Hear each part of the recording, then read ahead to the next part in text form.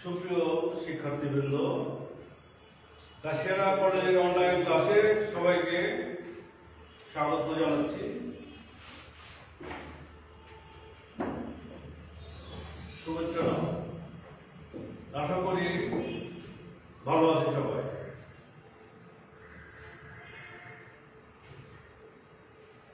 আমি মোহাম্মদ মাহবুবুর রহমান, প্রভাষক তথ্য যোগাযোগ প্রযুক্তি, কাশিয়ারা কলেজ। আমার ইমেল নাম্বার mahbubraz1972@gmail.com, মোবাইল হচ্ছে 01718091731। যেহেতু আজকে তথ্য প্রযুক্তির প্রথম ক্লাস এবং প্রথম বর্ষের শিক্ষার্থীদের উদ্দেশ্যেই আমি ক্লাসটা নিচ্ছি, সেই জন্য প্রথম অধ্যায়ে বাংলাদেশ বিশ্বকাপ এবং বাংলাদেশ প্রেক্ষিত এই বিষয়ের উপরে আমি আলোচনা করব, ক্লাস নিব। শিক্ষার্থীরা, তোমরা বই এবং খাতা কলম সঙ্গে রাখতে পারলে ভালো হয়। আর যেহেতু একটা ভিডিও ক্লাস হচ্ছে, তোমরা বারবার দেখবে। যদি তোমাদের বুঝতে অসুবিধা হয় আমাদেরকে ইনবক্সে জানাতে পারো, কিংবা ফোনে কথা বললে আমরা সেটা সমাধান করতে পারবো।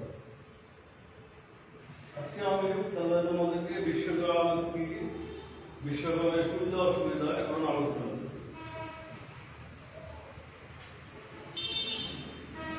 আচ্ছা, ভিডিও দেখি।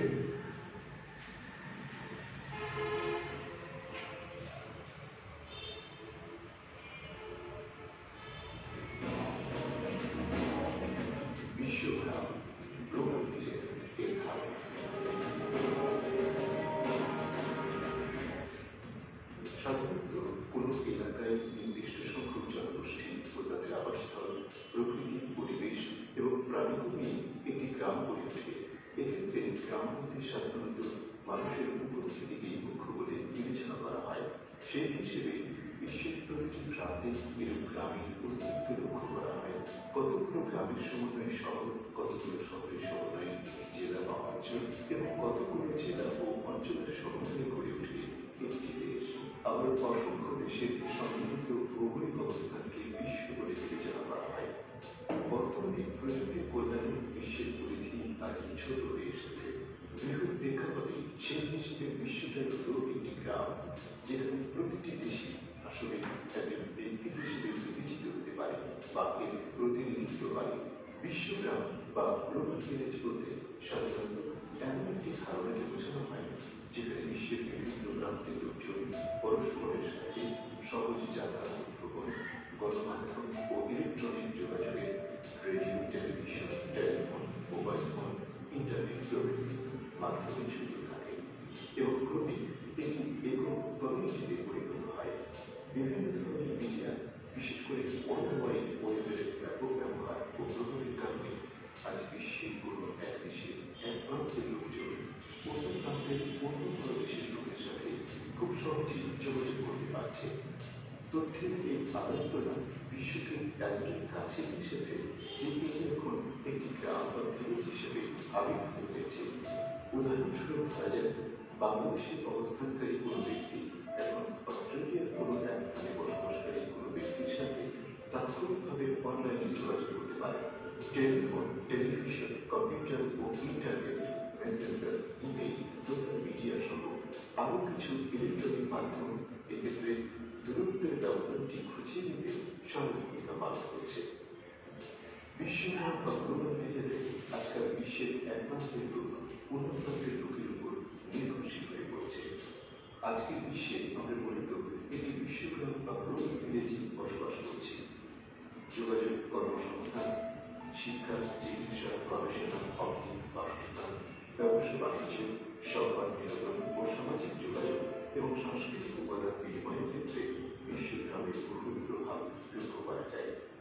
বিশ্বের বিভিন্ন প্রান্তের লোকজন এখন আন্তঃসংযুক্ত ও আন্তঃনির্ভরশীল হয়ে পড়েছে। কানাডিয়ান লেখক মার্শাল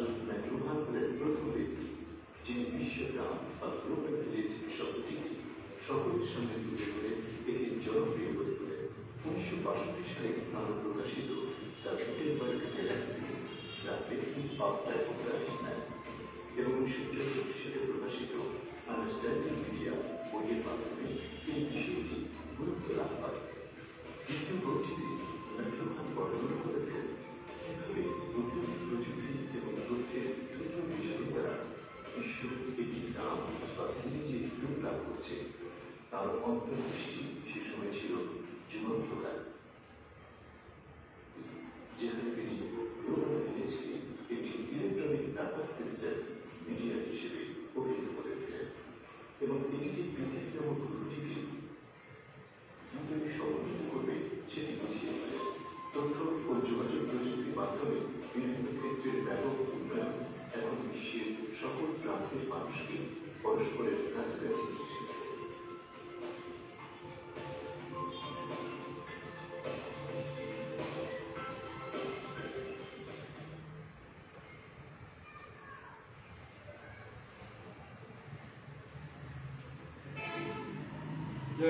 সমস্যা ছিল, ভিডিওটা সম্পূর্ণ আসলো না,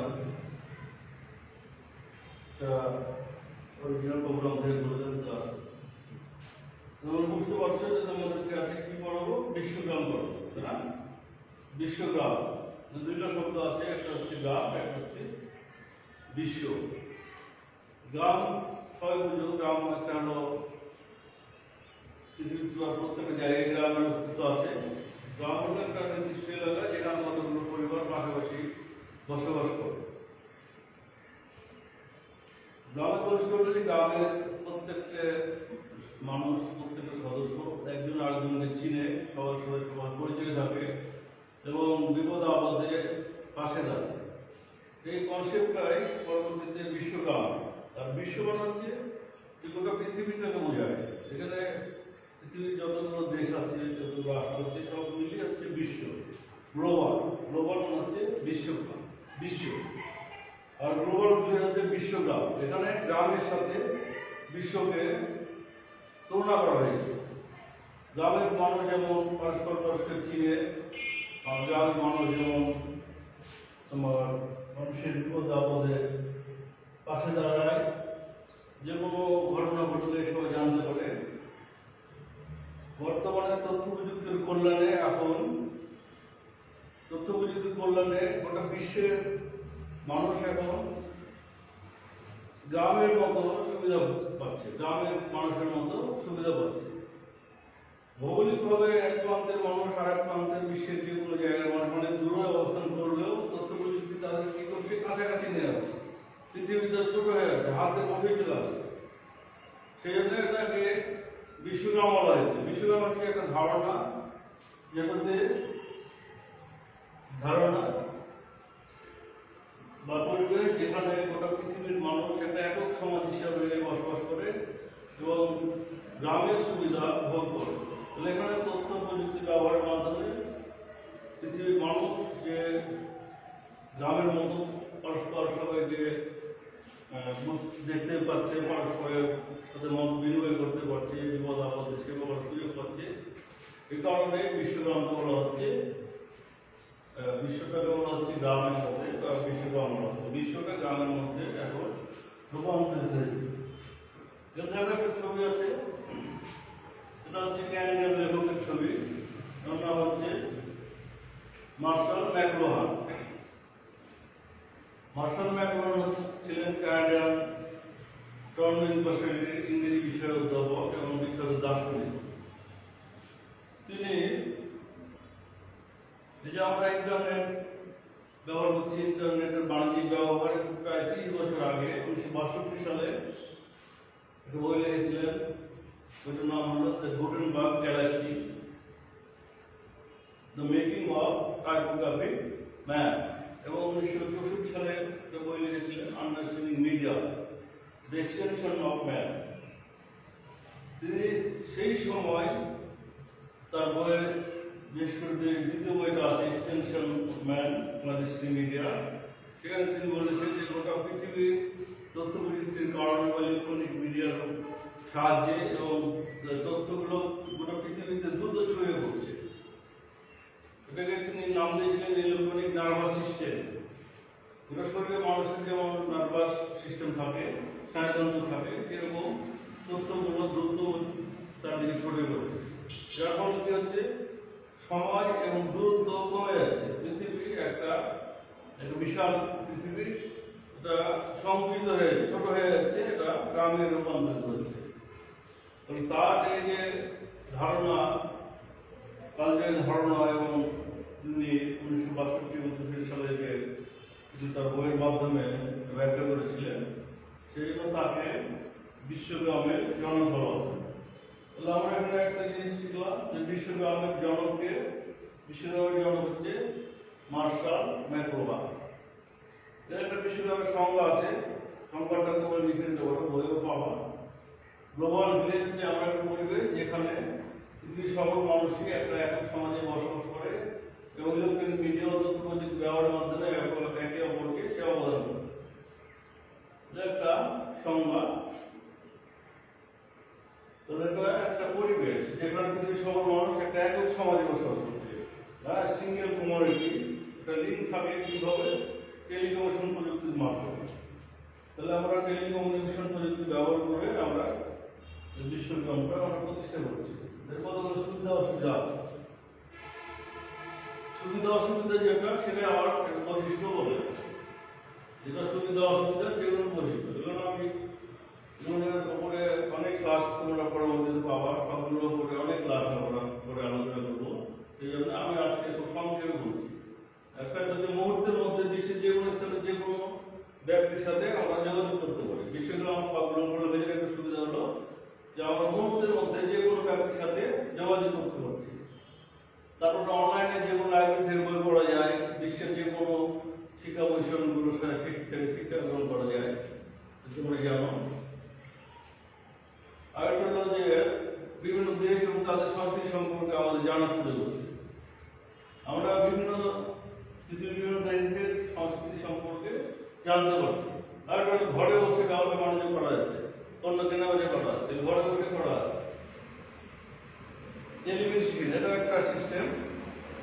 আমরা দূরবর্তী স্থানের বিখ্যাত চিকিৎসকদের চিকিৎসা আমরা বিভিন্ন জায়গা থেকে নিতে পারি। সেটা বলা হয় টেলিমেডিসিন পদ্ধতি। এগুলো নিয়ে আলোচনা আছে, পরবর্তীতে তোমরা জানতে পারবে। তারপর এটা টিভিটা রেডিওর মাধ্যমে আমরা বিনোদন উপভোগ করতে পারি। ঘরে বসে আমরা ইন্টারনেটের মাধ্যমে আমরা আউটসোর্সিং করতে পারি। আউটসোর্সিং করে আমরা করতে পারি, অর্থ উপার্জন করতে পারি। আচ্ছা, কিছু অসুবিধাও এখানে পেয়েছি। দেখো, এখন আমাদের ইন্টারনেট হ্যাকিং করে আমাদের তথ্য চুরি হয়ে যায়, তথ্য চুরি হয়, তথ্যের গোপনীয়তা নষ্ট হয়। 2 নম্বর হচ্ছে গুজব, বানোয়াট এইসব তথ্য ছড়িয়ে সমাজে বিশৃঙ্খলা সৃষ্টির সুযোগ থাকে। গুজব, অসত্য, বানোয়াট সংবাদ, মিথ্যা সংবাদ ছড়িয়ে মানুষের সম্মানহানি করা যায় বা বিশৃঙ্খলা সৃষ্টির সুযোগ থাকে। তারপর ব্যাংক এবং আর্থিক প্রতিষ্ঠানে ডেবিট ক্রেডিট কার্ড চুরি করা যাচ্ছে, চলে যাচ্ছে এবং চেক জালিয়াতি হচ্ছে, টাকা চুরি হচ্ছে। এটা একটা খারাপ দিক, তাই না? আপনার পর্নোগ্রাফি সামাজিক অপব্যবহার। একটা হচ্ছে নেটে বেশিক্ষণ থাকার ফলে কি হচ্ছে, ভার্চুয়াল বন্ধুর সঙ্গে বেড়ে যাচ্ছে। তোমার পাশে একটা বন্ধু আছে, তার সাথে কথা বলছে না, তুমি মোবাইল বা অন্যভাবে তুমি বাইরের বন্ধুর সাথে তুমি ইয়ে করছো। তাতে কি হচ্ছে, মানুষের মধ্যে সম্পর্ক বিচ্ছিন্নতা তৈরি হচ্ছে। আর একটা সাইবার আক্রমণ। এগুলো ডিটেলস ক্লাস আছে, পরবর্তীতে এগুলো আমরা যেমন এই অধ্যায়ের শেষের দিকে আলোচনাগুলো আমাদের আছে। সাইবার আক্রমণ এবং একটা ক্রাইম, অপরাধ এবং অসুবিধা। প্রযুক্তি বেশি ব্যবহার করে শারীরিক সমস্যা, বিভিন্ন ধরনের সমস্যা তৈরি হতে পারে। এগুলো হচ্ছে গ্লোবাল ভিলেজের অসুবিধা। কেমন? এখন দেখো, একটা ইম্পর্টেন্ট জিনিস দেখা যায়, এটা হলো বিশ্বগ্রাম প্রতিষ্ঠা উপাদান। বিশ্বগ্রাম প্রতিষ্ঠা উপাদান। বিশ্বগ্রাম তৈরি করতে গেলে কি কি লাগে? একটা লাগে হার্ডওয়্যার, একটা লাগে সফটওয়্যার, একটা কানেক্টিভিটি, ডেটা, সক্ষমতা। এই পাঁচটা জিনিস লাগে। হার্ডওয়্যার হলো যন্ত্র। হার্ডওয়্যার মানে হচ্ছে যন্ত্র। তাহলে আমরা যখনই আমরা বিশ্বগ্রামে প্রতিষ্ঠা করতে চাইব, তখন আমাদের হার্ডওয়্যার বা যন্ত্রাংশ লাগবে, যেমন কম্পিউটার লাগবে, তারপরে অনেক ভিডিও রেকর্ডার লাগে, মোবাইল ফোন লাগে, স্যাটেলাইট লাগে। এইসব যে যন্ত্রগুলো ব্যবহার করছে, এই যন্ত্রগুলো হচ্ছে হার্ডওয়্যার। 2 নম্বর হচ্ছে সফটওয়্যার। সফটওয়্যার হচ্ছে হার্ডওয়্যার চালাতে গেলে সফটওয়্যার লাগবে, প্রোগ্রামের সমস্ত হচ্ছে সফটওয়্যার। তাহলে সফটওয়্যার মধ্যে আছে operating system, browsing software, community software, communicating software, programming বিভিন্ন ভাষা, এগুলোকে বলা হচ্ছে সফটওয়্যার। তাহলে একটা হার্ডওয়্যার লাগবে আর একটা সফটওয়্যার। আর একটা ইন্টারনেট কানেক্টিভিটি থাকতে হবে, কানেক্টিভিটি না থাকলে তার সংযোগ না থাকলে হবে না। কারণ যখন যেখানে থাকি সেখানেই আমরা সেই সময়ের জন্য বা আমরা সার্বক্ষণিকভাবে ইন্টারনেটের সাথে কানেক্টিভিটি থাকবো। কানেক্টিভিটিটাই হচ্ছে আমাদের বিশ্বকর্মের হলো মেরুদণ্ড। সেই জন্য আমাদেরকে সবসময় এটার সাথে কানেক্টিভিটি থাকতে হবে। তাহলে এটা হলো 3 নম্বর বিশ্বকর্ম প্রতিষ্ঠার উপাদান। আর একটা ডেটা, ডেটা হচ্ছে বিশৃঙ্খল ফাইল। ডেটা হচ্ছে বিশৃঙ্খল ফাইল, সাজানো নয় এরকম। তথ্যের ক্ষুদ্রতম এখন হচ্ছে ডেটা। ডেটাগুলোকে সাজিয়ে কম্পিউটারের বিভিন্নভাবে সাজিয়ে আমরা তথ্য পাই, তথ্য আমরা ব্যবহার করি। তাহলে আমরা এই তথ্যগুলোর জন্যই তো আমরা বিশ্বকর্মের সাথে সংযুক্ত হচ্ছি, তাই না? তাহলে তথ্যগুলো আমরা বিনামূল্যে অর্থের বিনিময়ে আমরা বিভিন্ন সময়টাকে সংগ্রহ করি। ডেটাও লাগবে, তার সাথে ইম্পর্টেন্ট মানুষের সক্ষমতা লাগবে। যেহেতু তথ্য নির্ভর বিশ্বের কথা বলা হচ্ছে, বিশ্বকর্ম হচ্ছে তথ্য প্রযুক্তি নির্ভর বিশ্ব।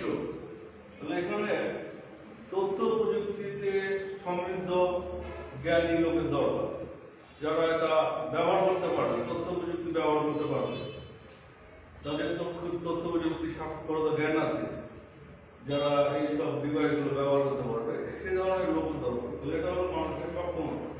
যদি তো সক্ষমতা না থাকে তাহলে আমরা বিশ্বকর্ম প্রতিষ্ঠা করতে পারবো। তাহলে এই হচ্ছে আমাদের আজকের যে বিশ্বকর্ম প্রতিষ্ঠা করছি, তো সেসব উপাদান হচ্ছে সক্ষমতা। তাহলে আমার হার্ডওয়্যার লাগবে, সফটওয়্যার লাগবে, কানেক্টিভিটি লাগবে, ডেটা লাগবে, আর হচ্ছে মানুষের সক্ষমতা। তো আজকে আমি প্রথম ক্লাস, আজকে আর বেশি কিছু পড়াবো না। তোমরা এগুলো নিয়ে পারলে একটা বই সংগ্রহ করে করতে পারো বাসায়। অসুবিধা হলে আমাদের জানাতে পারবে। কেমন? আজকে এখানে আমরা কি পড়লাম? আজকে আমরা কি পড়লাম? বিশ্বকর্ম কি, তাই না? বিশ্বকর্মের সুবিধা অসুবিধা বৈশিষ্ট্য। আর প্রতিষ্ঠাতার নাম হলো ম্যাকলোয়ান, উপজেলা ম্যাকলোয়ান। আর বিশ্বকর্ম প্রতিষ্ঠার উপাদান, এগুলো তোমাদেরকে আলোচনা করলাম। তোমরা একটু পড়ে নিলে যেগুলো বুঝতে পারবে। ভিডিও যেহেতু বারবার দেখলেও বুঝতে পারবে। তোমার বাসাতে কি করবো? বিশ্বকর্ম নিয়ে আলোচনা করবো। আর যেটা বললাম সেগুলো মনে রাখার চেষ্টা করো। আর যদি কোনো অসুবিধা হয় আমাকে জানাতে পারো। সুপ্রিয় শিক্ষার্থীদের পরিশেষে এটাই বলবো যে করোনা ভাইরাস এখনো চলে যায়নি, তাই তোমরা বাসায় থাকার চেষ্টা করবো। আর যদি কোনো কারণে বাইরে যেতেই হয় তাহলে অবশ্যই মাস্ক পরে যাবে। আর বাইরে থেকে আসার পরে যে কোনো সাবান দিয়ে বিষ সিলেন যেটা হাত ধুতে হয় সেটা ধোবে, স্বাস্থ্যবিধি মেনে চলবে। তাহলে এটাই তোমাদের সাথে আমার প্রথম ক্লাস। সবাইকে ধন্যবাদ জানিয়ে সবার সুস্বাস্থ্য কামনা করে বিদায় নিচ্ছি। ধন্যবাদ সবাইকে, ধন্যবাদ। খোদা হাফেজ।